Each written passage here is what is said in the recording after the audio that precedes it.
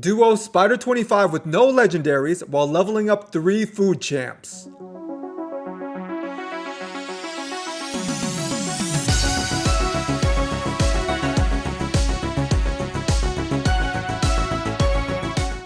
What is going on, Raiders? Soda Dragon here, bringing you a non-legendary duo for Spider 25, and one of the champs is actually a free champ. One cool thing about this comp is it does not require any skill instructions. So with some of the other duos I've seen, they use skill instructions. Now that is problematic in getting in and out your food champion. So if you want to duo this and you want to level up 3 food champs, if you have to use skill instructions, then you have to go in that team menu every single time to change in and out those champs.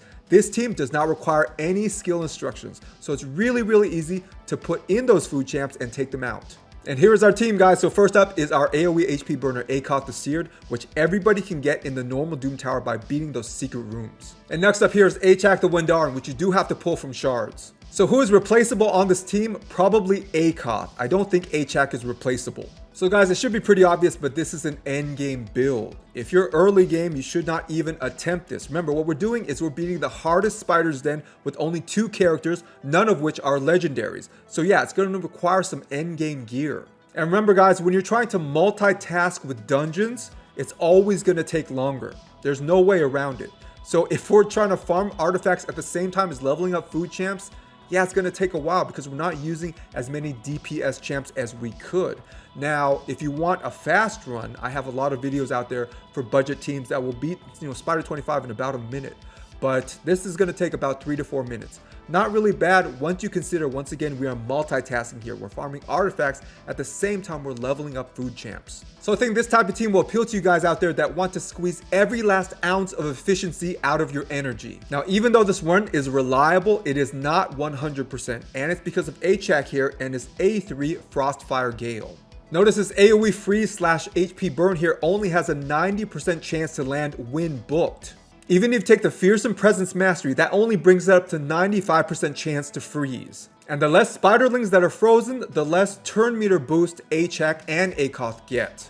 So unfortunately, this margin for error and failure is something we'll just have to accept because Achak here is the only irreplaceable member of this team.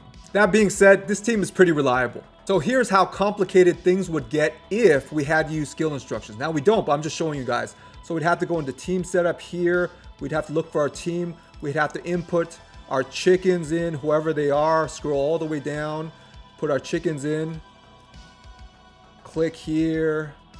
Look at all this.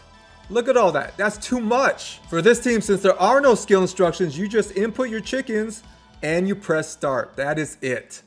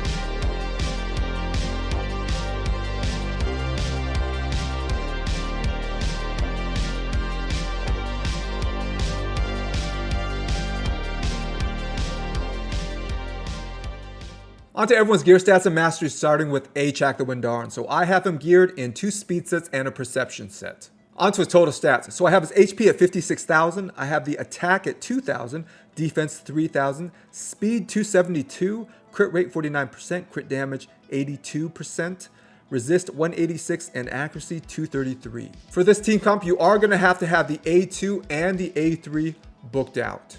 Onto his masteries, and the most important ones are down to support tree. So here we do have lasting gifts, so we are potentially extending the durations of his buffs by 1 turn.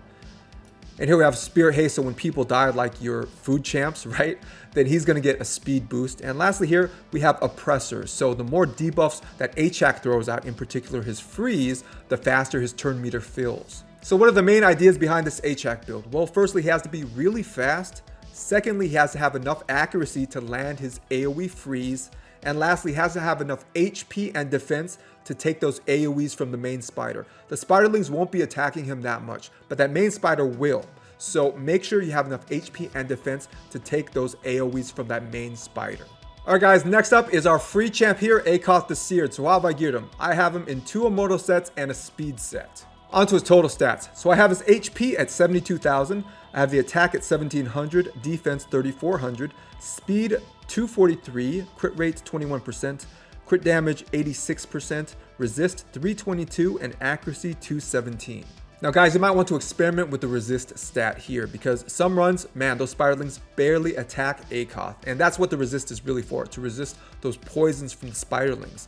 While other runs, yeah, sometimes they do get a chain of hits in on Akoth. So it's up to you, experiment with it. Maybe the way you're running your team, it's fine. He actually won't get hit that much by the spiderlings, and maybe you won't need as much resist. But me personally, I do like to have plus 300 resist on my Akoth just because of those spiderlings and that poison.